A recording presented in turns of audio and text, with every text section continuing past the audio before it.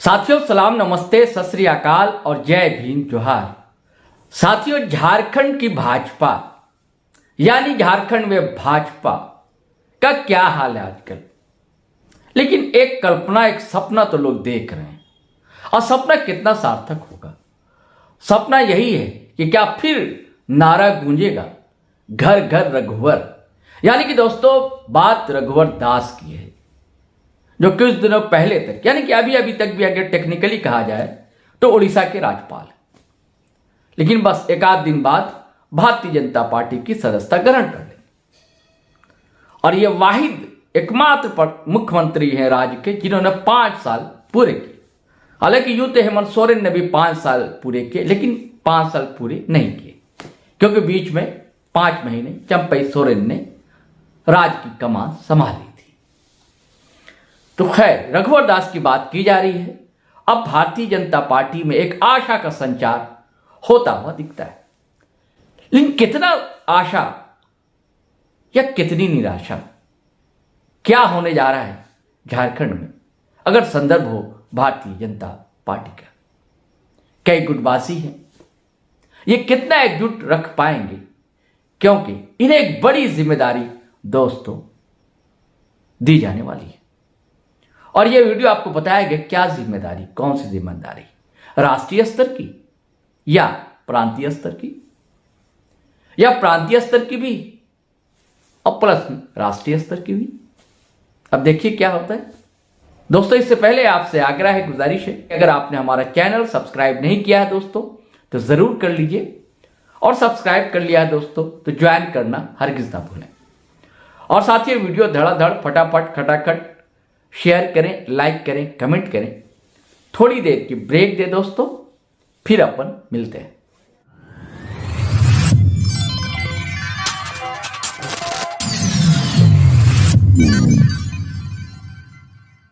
दोस्तों हम बातचीत करेंगे और दरअसल हमारे साथ बातचीत की है न्यूज मॉनिटर के मॉडरेटर शहनवाज हुसैन ने।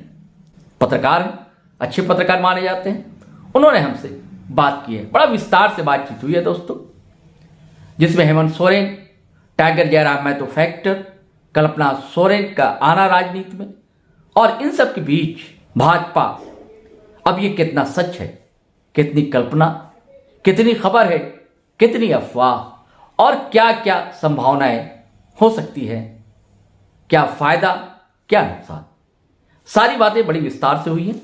चलिए दोस्तों सुनिए बातचीत कि झारखंड विधानसभा चुनाव में जिस तरह से बीजेपी को करारी शिकस्त मिली है, उसके बाद कहीं न कहीं संगठनात्मक दृष्टिकोण से बीजेपी सदमे से में है और सदमे से बाहर निकलने के लिए एक विकल्प के तौर पर उड़ीसा के पूर्व राज्यपाल और झारखंड के पूर्व मुख्यमंत्री रघुवर दास को रीलॉन्च करने की तैयारी की जा रही है। और उन्हें बाजाप्ते जो है विधिवत तौर पर जो है उड़ीसा के राज्यपाल के पद से उन्होंने इस्तीफा भी दे दिया है। इन दिनों वो अपने जो गृह आवास है जमशेदपुर में, वहां पर वो अपने दोस्त यार के साथ कई लोगों से मुलाकात भी कर रहे हैं। तमाम जो उनके जानने पहचाने वाले लोग हैं उनसे बातचीत भी उनकी हो रही है। लेकिन बड़ा और अहम सवाल ये है, क्या रघुवर दास के आने के बाद बीजेपी में जो संगठनात्मक दृष्टिकोण से जो उदासी और मायूसी का माहौल है उसे वो खत्म कर पाएंगे?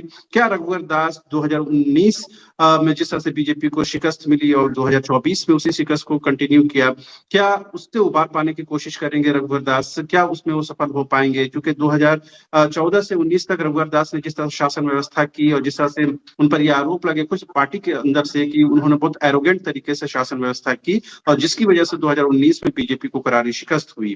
बहरहाल इन तमाम बातों को लेकर के हमारे साथ चर्चा के लिए मौजूद हैं सीनियर सहाफी शहरोज कमर साहब। शहरोज साहब, क्या एक लाइन में अगर इस सवाल को पूछा जाए, रघुवर दास क्या कमाल दिखा पाएंगे? नहीं, सीधा सीधा तो जवाब इसका नहीं हो सकता है, लेकिन एक लंबी कहानी है और इसके लिए हमें लोकसभा चुनाव या पिछले विधानसभा चुनाव की तस्वीरों को देखना होगा। देखिए पिछले विधानसभा चुनाव के दौरान मुख्यमंत्री थे रघुवर दास, लेकिन उनकी जो अपने ही मंत्रिमंडल के एक मंत्री थे, सीनियर मिनिस्टर थे, उनसे खटास हो गई और वो इसके लिए जाने जाते हैं। कहा जाता है कि जैसे राष्ट्रीय राजनीति में कभी सुब्रमण्यम स्वामी की जो पहचान रही जी, और या उससे पहले अगर आप जाएंगे इंदिरा गांधी के दौर में तो क्या उनका नाम मैं भूल रहा हूं अभी, कोई गुरु करके नाम था उनका, तो उनकी जो पहचान रही तो वही स्थिति रही है सरयू राय।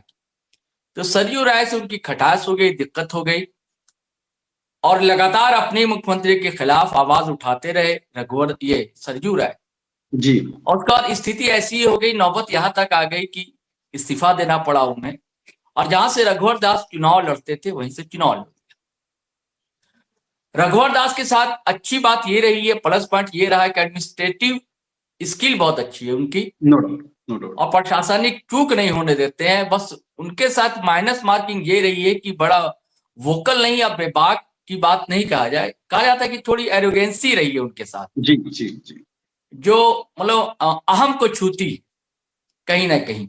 जैसे कि आईएएस आईपीएस अधिकारियों के साथ जिस तरह वो दुत्कार के लहजे में बात किया करते थे, चाहे दरबार हो लगा हो, जनता दरबार जी हो या कहीं भी हो, जी तो वो एक नुकसान पहुंचा। लेकिन बड़े अच्छे अच्छे काम किए। इंफ्रास्ट्रक्चर के अगर बात करें तो बहुत कुछ दिया उन्होंने, जो कि देखने की चीज है, यादगार है। जैसे विधानसभा भवन है, आपका हाई कोर्ट है, प्रेस क्लब है, हज भवन है, और कई जिले में मेडिकल कॉलेज है, बहुत ही शानदार। मैं खुद गया हूँ, कई डिस्ट्रिक्ट जी में देखा हूँ, जैसे कि पलामू में। ऐसे बहुत अच्छे अच्छे काम थे उनके, उनको हारना नहीं था। लेकिन दिक्कत यही हो गई कि वही अहम को छूना उनके व्यवहार का, ये सब सारी, और सरयू राय का खड़ा हो जाना उन्हीं के खिलाफ, जी और यही एरोगेंसी उनकी रही, जिसके कारण से पिछले बार आजसू के साथ उनका गठबंधन नहीं हो सका था, और जिसका खामियाजा उन्हें भुगतना पड़ा। जी लेकिन उसके बाद वो पत्थलगड़ी का आंदोलन, ये कैसे भूला जा सकता है। जी फूटी फूटी जी आदिवासी बड़ा वोट बैंक है।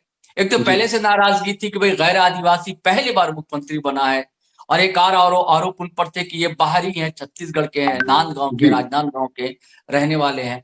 हालांकि उनका जीवन, उनके पिता का जीवन यही मजदूरी करते हुए टाटा के कारखानों में गुजरा, उनके पिता बिल्कुल का भी और इनका भी। और वहीं की उपज है ये मजदूर आंदोलन के। तो ये सारी बातें थी। उसके बाद फिर विधानसभा चुनाव ये हार जाते हैं, ये खुद अपना चुनाव हार जाते हैं। जी उसके बाद फिर भाजपा हाईकमान को लगता है कि नहीं, आदिवासी को भाई साधना बहुत जरूरी है। तो फिर उन्हीं के जो संघ के ही कभी कार्यकर्ता रहे, संगठन मंत्री रहे, बाबूलाल मरांडी, और भाजपा के गवर्नमेंट में पहले चीफ मिनिस्टर रहे, झारखंड के जी पहले चीफ मिनिस्टर बाबूलाल मरांडी, बिल्कुल भाजपा के ही। तो उनकी भी नाराजगी हो गई थी अर्जुन मुंडा को लेकर, तो वो अलग राह अपना ली थी और एक पार्टी का गठन ही कर लिया था, जेवीएम। तो उनको जी मनाया गया, और उनको फिर उनकी पार्टी के साथ, उनकी पार्टी का विलय हुआ भाजपा में, वो भाजपा में आया, उनको पूरी जिम्मेदारी सौंपी। जी लेकिन कोई फायदा जो है भाजपा को दिखलाई नहीं पड़ा। आपने देखा लोकसभा चुनाव में आदिवासियों के लिए आरक्षित जितने 5 लोकसभा क्षेत्र थे जी या सीट थी, सभी वो सब सीटों पर इंडिया अलायंस के खाते में चली गई। जी अब उसके बाद क्या किया जाए। अब विधानसभा चुनाव में भी आप देखिए, हालांकि विधानसभा चुनाव में मेरा ये मानना है कि जी पूरी तरह कमान जो है दरअसल बाबूलाल मरांडी के हाथ में नहीं थी। बिल्कुल सही बिल्कुल सही जी, और दिक्कत ये थी कि कई इनके पास आदिवासी चेहरे हो गए थे। एक चंपई सोरेन को भी ले आए थे ये, जी इन्हें लगा था कि चंपई सोरेन बहुत बड़ा तीर मार देंगे, ये कुछ नहीं कर सके। इनके जी साहबजादे बाबूलाल सोरेन उनको भी नहीं जितवा पाए जी घाटशिला से। जी लेकिन मेरा ये कहना है कि बाबूलाल को लाया तो गया, कमान तो सौंपी गई, लेकिन विधानसभा में उनके हाथ में कमान थी नहीं। कमान दरअसल हेमंता बिस्वा शर्मा के हाथ, बिल्कुल जबकि हेमंता बिस्वा शर्मा चुनाव के प्रभारी में नहीं, सह प्रभारी थे। प्रभारी थे तो शिवराज सिंह चौहान थे, जो सेंट्रल में मिनिस्टर है, सह प्रभारी थे ये। लेकिन ऐसा लग रहा था कि वोकल वही थे, चेहरा वही थे, और मतलब कॉरिडोर, पॉलिटिकल कॉरिडोर में यहां तक कहा जाने लगा था, हंसी मजाक में कह लीजिए, जी कि भाई क्या चीफ मिनिस्टर वही बनेंगे क्या, क्योंकि मीडिया में भाई हेमंता वर्सेस हेमंत ये बातें सामने आई जी थी। उधर गीता कोड़ा उनको लाया गया, मधु सीता कोड़ा सोरेन उन्हें लाया गया, क्या नाम है, सीता सीता सोरेन उन्हें लाया जी गया, कई लोग लाए, बौरो प्लेयर लेकर आए, आदिवासी चेहरे लेकर आए, लेकिन टायर फिस हो गए। और सबसे बड़ा अच्छा देखिए, आजसू सुप्रीमो, आजसू को भी गठबंधन में शामिल किया गया। जी कहा जाता है कि मन माफिक उनके सीटें भी थी। 10 सीटें लेकिन एक बड़ा फैक्टर सामने आया, ओबीसी का उभरता हुआ चेहरा टाइगर जयराम महतो। जी तो खबर यह है कि उन्होंने कई जगह खेल बिगाड़ दिया, आजसू का भी या भाजपा का भी। बिल्कुल देखिए, आदिवासी वोट बैंक इनसे छिटके ही, जो कहा जाता था ओबीसी वोट बैंक है, वो भी इनके हाथ से छिटक गया। ठीक है, ये बात तो समझ में आ गई। ये जो पृष्ठभूमि है, ये जो बैकग्राउंड जानकारी में है, इल्म में है लोगों का, मतलब सवाल ये है कि अब जो रघुवर दास को रीलॉन्च करने की तैयारी है और ये माना जा रहा है कि उनको प्रदेश अध्यक्ष के नेतृत्व की बड़ी जिम्मेदारी दी जा सकती है। क्या परिस्थितियां वही हैं 2019 में बीजेपी जो शिकस्त खाई, उसके बाद रघुवर दास झारखंड की राजनीति से बाहर हो गए? क्या इन 5 सालों में झारखंड बदला है, राजनीति बदली है, फिजा बदली है, जयराम महतो नहीं थे? देखिए, तो अब क्या किया जाए? तो ये ओबीसी का बड़ा चेहरा है रघुवर दास, जी तो उनको इसलिए लाने की कोशिश की जा रही है। ये आ भी गए और इनको एक जिम्मेदारी बड़ी सौंपी जाएगी।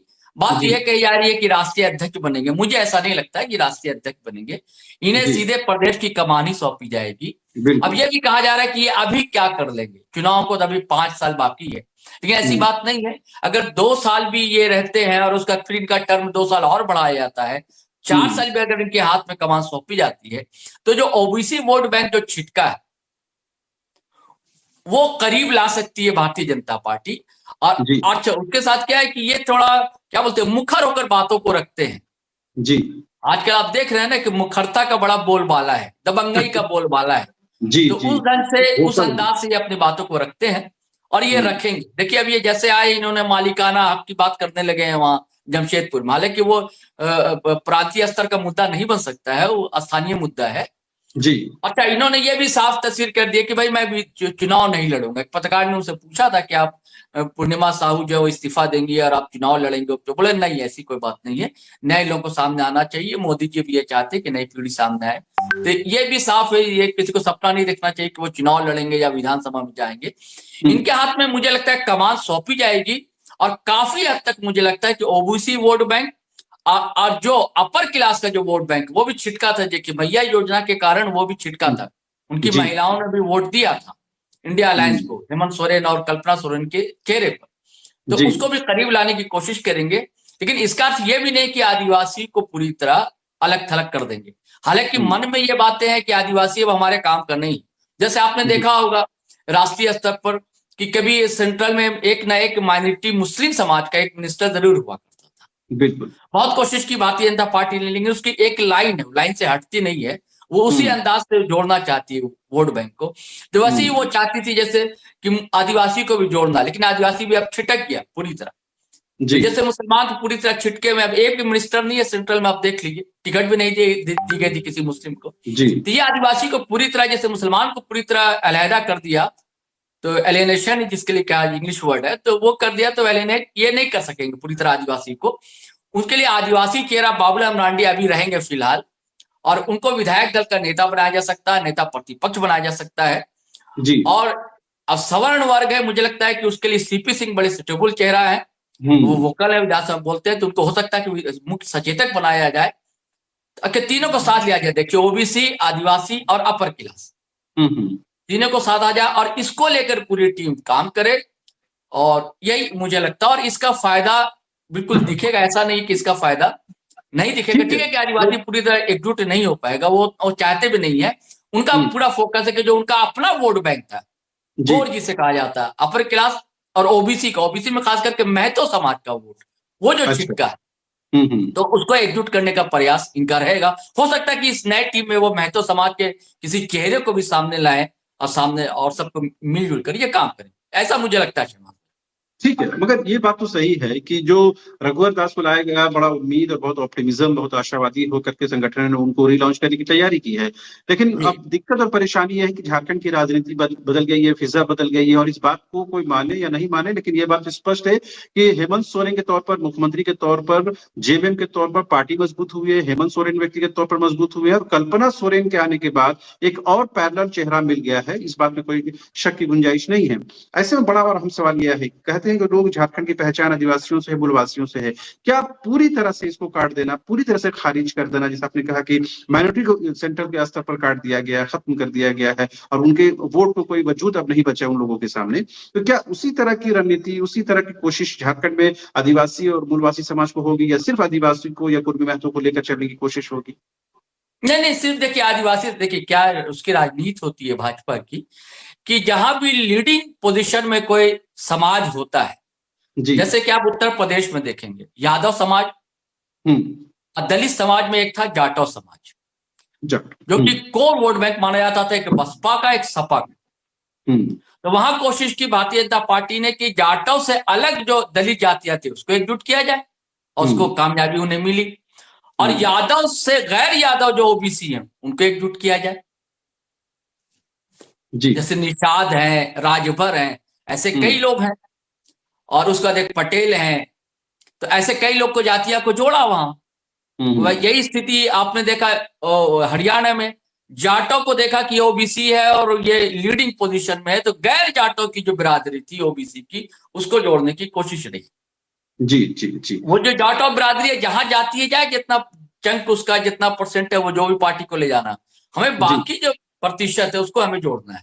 तो यहाँ आप देखिए कि 50% के आसपास ओबीसी की आबादी, ओबीसी में अगर उसके हिस्से 30% भी अगर जाता है मान लीजिए, जिसमें से महतो समाज का 15-16% से 10% भी उसके पास हासिल होता है, अब 20% साहू है, वैश्य है और हैं, अब मान लीजिए 5 से 7% है अपर क्लास के, तो 35-36% है। अब 5% उसे और दलित जाति, मान लीजिए दलित वैसे भी झारखंड का जो है बीजेपी को वोट देता है। अब कुछ आदिवासी को, आदिवासी का कुछ वोट मिलेगा उन आदिवासी का जो सरदा आदिवासी है, जिसके लिए संघ ने लगातार काम किया है जी। तो इसके पास अगर 37 से 40% का भी अगर चंक आ जाता है इनके पास, जिसके लिए मेहनत करेंगे, मुझे लगता है उसी पर फोकस रहेगा इनका पूरा भारतीय जनता पार्टी का, तो इनके लिए बेनिफिशियल होगा उनके लिए। ये ठीक है, ये छोड़िए कि उनको खारिज नहीं कर रहे हैं, आप भी, हाँ ठीक है आप भी हैं, लेकिन हम हमारी राजनीति, हमारा रास्ता, हमारा मार्ग ऐसा रहे। ठीक है, अभी जो 2024 विधानसभा चुनाव के जो आंकड़े हैं वो ये बताते हैं कि कुर्मी महतो कहीं न कहीं बीजेपी से छिटका है, इस बात पे इनकार नहीं किया जा सकता है। उसमें प्रोमिनेंट फेस के तौर पर जयराम महतो की भूमिका को भी खारिज नहीं किया जा सकता है। बिल्कुल। क्या अब इस स्थिति में क्या आजसू पार्टी सुदेश महतो की रेलिवेंसी खत्म हो गई है? नहीं, मुझे नहीं लगता है कि पूरी तरह खत्म हो गई है, ऐसा नहीं लगता। देखिए ऐसा कहा जाता है, कभी कहा जाता था कि भाई भाजपा की 2 सीट आई, अब तो भाजपा खत्म। आज भाजपा कहाँ, आप देख लीजिए। लालू प्रसाद के लिए भी ऐसा कहा जाता था कि कहाँ अब लालू प्रसाद, तो चले गए, खत्म हो गए, है ना। लेकिन उसके बाद देखिए पिछले विधानसभा चुनाव में सबसे बड़ी पार्टी बनकर आरजेडी उभर कर सामने आती है। तो ऐसा नहीं कहा जाना चाहिए, चुनाव का खेल, लोकतंत्र ऐसा होता है। लेकिन बड़ा फैक्टर तो है टाइगर जयराम महतो। अब देखिए आगे क्या होता है, उनकी पार्टी संगठनात्मक क्षमता कैसी रहती है उनकी, कैसे एकजुट रख पाते हैं लोगों को। और ये तो स्टैब्लिश्ड नाम है सुदेश महतो का, अपने समाज में भी और प्रदेश में भी। जी जी जी, ठीक है। क्या रघुवर दास के लिए अपने जो पावर स्ट्रगल की नौबत आप देखते हैं, जो कि बाबूलाल मरांडी होंगे, चंपई सोरेन होंगे, अर्जुन मुंडा होंगे, मधु कोड़ा होंगे, ये प्रोमिनेंट नाम जो कहीं ना कहीं झारखंड को लीड करते रहे एक जमाने तक, क्या इन तमाम लोगों के साथ रघुवर दास का चलना आसान हो पाएगा? नहीं, इसीलिए तो मैं कह रहा हूँ ना, देखिए विधायक दल के नेता तो बाबूलाल रहेंगे, सीधे निर्देश होगा हाईकमान का कि आप इस संगठन में आपका ज्यादा हस्तक्षेप नहीं, विधानसभा तक आप वहां तक आप रहें। और यहाँ पर है कि रघुवर दास आप उधर हस्तक्षेप ना करें, आपको संगठन देखना है, मजबूती देंगे। तो मुझे लगता है सड़क पर जो संघर्ष होगा उसकी अगुवाई करेंगे रघुवर दास, और विधानसभा में जो सदन में जो संघर्ष होगा उसकी अगुवाई करेंगे बाबूलाल, और सहयोग करेंगे वहां नीरा यादव हैं, और उसके बाद ये सीपी सिंह हैं, और भी कई जो नए विधायक आए हैं। हालांकि अब जो वोकल कहे जाते थे फायर ब्रांड लीडर, वो सब तो नहीं है, भानु प्रताप नहीं है, और से कई, क्या नाम है, रणधीर सिंह नहीं है, रणधीर सिंह नहीं है, ऐसे कई लोग नहीं है। तो नए लोगों को भी मौका मिलेगा, अवसर मिलेगा, और संगठन में भी नए लोगों का मौका मिलेगा। और ये बड़ा मुझे लगता है कि पूरे सामाजिक और राजनीतिक या जातीय समीकरण को साधते हुए मुझे लगता है संगठन का जो है पुनर्गठन किया जाएगा, मुझे लगता है। ठीक है, ये लगता है कि जिस मायूसी और जिस पेसिमिज्म के दौर से बीजेपी इस वक्त गुजर रही है, जिस निराशा के भंवर में भी डूबी हुई आपको नजर आएगी बीजेपी, आप देखेंगे कि उनके तमाम नेता जो रघुवर दास को रिसीव करने के लिए गए थे, उसमें बहुत कोई प्रोमिनेंट नाम नहीं थे। हालांकि राज्यसभा के सांसद अजित साहू थे, राकेश प्रसाद थे, पूर्व विधायक समरी लाल जी थे, सीपी सिंह थे, प्रोमिनेंट नाम और हो सकते थे उसमें, और जुड़ सकते थे, जिससे ये कहीं ना कहीं संदेश प्रेषित करने की कोशिश होती कि रघुवर दास को फुल फ्लेज तरीके से हम एक्सेप्ट करने के लिए तैयार हैं। लेकिन जिस तरह से वो सिर्फ कार्यकर्ता नजर आए, ढोल नगाड़े नजर आए और जो छुटभैया नेता होते हैं, जिस तरह उनकी मैनेजमेंट होती है, कुछ लोगों को लेकर आने की उस तरह की मैनेजमेंट दिखी। क्या रघुवर दास को पता है कि अब वो संगठन नहीं है, अब वो मिजाज नहीं है पार्टी का? क्या संगठनात्मक दृष्टिकोण से इंटरनल भी कहीं कहीं उनको संघर्ष करने की नौबत आएगी? हाँ नहीं, थोड़ी इससे तो इनकार नहीं किया जा सकता, ये लोकतंत्र है। लेकिन भाजपा के साथ देखिए ये है कि दूसरी पार्टी और भाजपा में फर्क ये है जी कि भारतीय जनता पार्टी के कार्यकर्ता भी और उसके नेता भी, उनके सामने एक लक्ष्य निर्धारित किया गया, बड़ा लक्ष्य, जी और उस लक्ष्य के लिए ये पार्टी काम करती है। लेकिन अब कहा जाता है ना कि भाई कोयले की खदान में आप जाओगे तो कहीं ना कहीं तो दाग धब्बे लगेंगे। बिल्कुल बिल्कुल। तो अपने देश में कांग्रेस ने जैसी संस्कृति पैदा की थी, वो कल्चर, हालांकि अब वो बदल रही है, अब काफी हद तक बदल रही है। तो सत्ता प्राप्ति के बाद वो कल्चर, वो संस्कृति सामने आती है भारतीय जनता पार्टी में भी, जी जिसे मनी कह लीजिए, है ना, मसल कह लीजिए, ये सब सारी है, या गुटबाजी कह लीजिए, ये सारी। लेकिन फिर भी इसके बावजूद भी उनका एक लक्ष्य रहता है। अब बड़े स्तर पर आप देखिए ना, लाल कृष्ण आडवाणी कितना बड़ा नाम था, बिल्कुल। क्या उनकी स्थिति थी, आज कहाँ है? लेकिन क्या कभी आपने देखा कि पार्टी लाइन के खिलाफ कभी प्रेस कॉन्फ्रेंस की है उन्होंने? कभी देखा आपने? सही बात। जोशी साहब भी आज कहाँ है? कभी पार्टी लाइन के खिलाफ कभी कोई मुखरता से आवाज उठाई क्या? अब आप कहेंगे यशवंत सिन्हा ने कैसे उठाई? यशवंत सिन्हा भाजपा संघ के थे ही नहीं कभी। यशवंत सिन्हा तो समाजवादी आंदोलन से उपजे थे। अच्छा। मौका देखा तो उधर गए थे। ये तो समाजवादी थे, चंद्रशेखर के साथियों में से रहे थे। तो जी इसलिए उनका मिजाज ऐसा है। लेकिन आडवाणी तो संघ की उपज है, जोशी साहब संघ की उपज है। जी तो जो संघ के लोग हैं अगर बेसिकली, तो वो कहीं छिटकते नहीं है, नाराजगी होती है। हो सकता है वोट देने ना जाए, ऐसा आपने देखा भी कई चुनाव में, वोट देने नहीं जाएंगे, लेकिन ऐसा नहीं कि वो कांग्रेस को जाकर वोट दे देंगे, बिल्कुल। ऐसा कभी भी नहीं हो सकता। तो ये छिटपुट नाराजगी रहेगी। लेकिन मुझे लगता है कि कोशिश रहेगी इनकी, रघुवर दास की।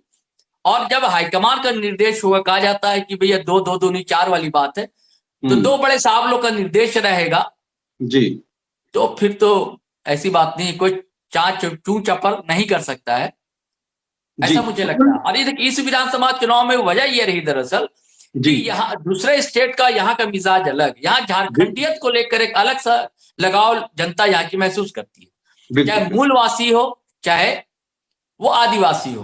हाँ, वो नहीं कर पाते हैं जो कि बाहरी वासी, जो मूलतः बिहार के हैं, मूलतः उत्तर प्रदेश है, उनको वैसा अटैचमेंट नहीं हो पाता है। बिल्कुल। और एक बड़ा वोट बैंक जो दरअसल है भाजपा का, वो दरअसल बाहरी वोट बैंक है, बिल्कुल बड़ा वोट बैंक है। और उनको रघुवर दास सूट भी करता है दरअसल, ये है। लेकिन भाजपा की जो एक लाइन है, जो हिंदुत्ववादी और राष्ट्रवादी जो उनकी लाइन है, उसको उभारने में कामयाब रहेंगे। तो इससे क्या फायदा कि जो दूसरा छिटका हुआ वोट बैंक है वो सामने, वो लाइन से कभी हटेगा नहीं, ये ध्यान रख लीजिए। भले हम लोग कह लें कि बांग्लादेशी मुद्दे पर वो फेल हो गए, फेल नहीं हुए, वो नहीं मानते फेल, वो उस लाइन पर कामयाब रहेंगे। अब देखिए निशिकांत दुबे का भी 2 दिन पहले फिर ट्वीट आया था, एक अखबार की कटिंग को शेयर करते हुए, फिर वही बांग्लादेशी मुद्दा। चंपई सोरेन का आप देखिए, तो वो मुद्दे से हटेंगे नहीं, मुद्दा उनका वही रहेगा। उससे फायदा ही है ना कि आदिवासी मुस्लिम को तोड़ देना, क्रिश्चियन आदिवासी श्रद्धा आदिवासी को तोड़ देना, क्योंकि वो उन्हीं के खिलाफ उनको काम करना है। तोड़ेंगे जब भी वो वोट बैंक उनके लिए एक चंक जो है उनके तरफ जाएगा। ठीक है, एक आखिरी बात, रघुवर दास ने जिस तरह की शासन व्यवस्था की उसमें कई महत्वपूर्ण उन्होंने निर्णय लिए, जिसमें सबसे खास और महत्वपूर्ण बात ये कही जाती है कि उन्होंने 1985 के आधार पर, 1985 के कटआउट के आधार पर जो है नौकरियां देने की कोशिश की, और कहीं ना कहीं वो कामयाब भी रहे, और बहुत हद तक उसका विरोध भी उस जमाने में नहीं हुआ। साथ ही लैंड बैंक का विरोध हुआ, CNT SPT में छेड़छाड़ की उन्होंने कोशिश की, और कहीं ना कहीं मोमेंटम झारखंड। क्या इन फाइलों को फिर से खोलने की कोशिश होगी? क्या इन चीजों को फिर से उठाने की कोशिश होगी ताकि कहीं कहीं घेरेबंदी हो सके रघुवर दास की? हाँ, ये सवाल महत्वपूर्ण है आपका, और ये सवाल सरजू राय को भी छूता है। क्या सरजू राय भी फिर कोशिश करेंगे उन सबसे? देखिए, कंबल घोटाला सरजू राय को उठाया हुआ था। हाँ, और एक उसका चॉकलेट मोमेंटम वाली बात आप कर रहे हैं, सबकी फाइल चॉकलेट ऐसा नहीं है, हेमंत सोरेन के पास है, जांचबाजी हो चुकी फाइल है। लेकिन अब तक हेमंत सोरेन ने इधर जो 5 साल या 4.5 साल की सरकार रही, कभी कोशिश नहीं की, फाइल को खोला नहीं उन्होंने। अभी हो सकता है कि भाई ये राज्यपाल बन गए, तो राज्यपाल तो 14 महीने या 16 महीने रहे होंगे, इससे ज्यादा तो नहीं रहे हैं, है ना। अब ये कहने की बात होगी, अब ये इस पर है कि दोनों के कदम क्या होंगे। अब देखिए कितना एग्रेशन के साथ सामने आते हैं जी रघुवर दास, और उसके बाद सत्ता पक्ष का क्या जवाब होता है, तब बात होगी। आपका कहना बिल्कुल सही कि वो फाइल खोली जा सकती है। अगर हेमंत सोरेन को ज्यादा छेड़छाड़ की गई तो हो सकता है कि वो फाइल खोलें। इससे ठीक है, एक हड़बड़ाएंगे आखिरी नहीं, बात जाके आपकी बात हिचकिचाएंगे नहीं। खत्म। जी, क्या वाकई में आपको लगता है, बहुत छोटे में आपका आंसर चाहेंगे, क्या वाकई में आपको लगता है कि रघुवर दास सत्ता के लिए, जेएमएम के लिए कोई चुनौती पेश कर पाएंगे? देखिए अभी तो सरकार कहीं हिलने डुलने नहीं जा रही, पहली बात तो ये तय, कहीं सही। नहीं जा रही। हाँ, अब उनको सिर्फ जनता के बीच अपना नैरेटिव सेट करना है जी जी। कि घबराना नहीं है, हम भी हैं, हम भी आएंगे और चीजों को सुधारेंगे। ये नरेशन उनको सेट करना है। ये नरेशन सेट करना है कि जो प्रतिपक्ष का काम होता है, विपक्ष का काम होता है कि भाई चौकीदारी करना है ना, निगरानी करना, ये काम सही नहीं है, ये काम सही नहीं, सही हो तो भी सही नहीं, ये सब तरीके होते हैं। जी इन जी सब में मतलब मीडिया में ये छाए रहने की कोशिश रहेगी भारतीय जनता पार्टी की। कुछ ना कुछ धरना, प्रदर्शन, एक्टिविटी, जी बयान, ये जी। सब सारी चीजें चलती रहेंगी और चलिए, संगठन का ठीक काम भी होता रहेगा। ठीक ठीक ठीक, बहुत बहुत शुक्रिया शहरोज साहब। कोशिश इस बात की थी क्योंकि इन दिनों जो है रघुवर दास एक कहीं ना कहीं बोन ऑफ कंटेंशन बने हुए हैं और तमाम अखबारों में हर दिन उनकी खबरें जो है वो छप रही हैं, और कहीं ना कहीं अलग अलग तरीकों से बताया जा रहा है। एक अखबार में मैं पढ़ रहा था, उन्होंने कहा कि उन्होंने अपनी स्वेच्छा से राज्यपाल का पद जो है उन्होंने सौंपा है, वापस किया है, यानी त्याग पत्र नहीं दिया है। बिल्कुल, देखिए बिल्कुल स्वेच्छा से मैं आपको बता रहा हूँ। ये दरअसल विधानसभा चुनाव के समय ही ये चाहते थे पूर्वी जी। जमशेदपुर से चुनाव लड़ना। अच्छा। लगातार आना जाना हुआ है। हेमंता जी बिस्वा जी शर्मा जाकर समझा कर उन्हें आए थे, राजभवन गए थे, उड़ीसा गए थे। जी जी जी उसके बाद फिर ये दिल्ली भी गए थे, और कहा जाता है कि दिल्ली में अमित शाह के पास इस्तीफा सौंप कर आ गए थे, हम्म। अगर मुझे टिकट नहीं मिली तो हम जो है, जी समझ लीजिए मतलब कहने का मतलब हम नहीं। जी जी तो जी कहा जाता है कि ये उसी दौर का इस्तीफा, भाजपा तो मौका देखती है ना, फिर जी। चाल चलती है। अब उन्हें राज्यपाल बदलना था तो सोचा इनका भी इस्तीफा तो आया ही हुआ है, इन्हें भी स्वीकार कर लिया जाए, उड़ीसा के भी राज्यपाल बदल दिया जाए और इन्हें भेज दिया जाए झारखंड। जी कुछ देखते हैं क्या करते हैं, क्योंकि अभी तो चुनाव होने भी नहीं जा रहा जी जी है जी। ना। 2 साल तक देख लेंगे, अगर 2 साल तक रघुवर दास ठीक ठाक काम कर लेते हैं तो ठीक है, नहीं तो फिर चेंज कर देंगी भाजपा को, इससे क्या घबराना है। चलिए, हाँ, ठीक है, बहुत बहुत फिर कहेंगे शुक्रिया। अपनी राज्यपाल बनाई जा सकती है, कोई और जिम्मेदारी दी जा सकती है, नहीं भी दी जा जी, सकती है। भाजपा चलिए, अपने ठीक ढंग, देखिए भाजपा जो है अलग ढंग से चलती है। भाजपा चाल, भाजपा जी पहले वाली अटल बिहारी वाजपेयी के दौर वाली भाजपा नहीं है। जी। ये भाजपा चलिए जो है एक कंपनी की तरह चलती है। एक चलिए, सीईओ ठीक है। जैसे किसी कंपनी में होता है, तो उस ढंग का भाजपा में अब काम होता है। जी शहनवाज। चलिए, चलिए, बहुत बहुत शुक्रिया शहरों साहब। कोशिश इस जी बात की थी कि जो एक्टिविटीज हैं और जो एक्सपेक्टेशंस हैं, जो उम्मीदें हैं राजनीतिक गलियारों में से रघुवर दास को लेकर के, वो क्या एक्सपेक्टेशन फुलफिल हो पाएंगी कि नहीं, सरकार के लिए कितनी बड़ी चुनौती है और संगठनात्मक दृष्टिकोण से बीजेपी को कितना ये लाभकारी साबित होगा, कि आने वाले भविष्य में पता चलेगा। लेकिन एक बात तो तय है कि रघुवर दास के आने से कहेंगे बीजेपी संगठनात्मक दृष्टिकोण से कहीं ना कहीं अपने आप को थोड़ा मजबूत महसूस कर रही है। बहुत बहुत शुक्रिया शहरों साहब, फिर आपसे बातचीत होगी। Thank you.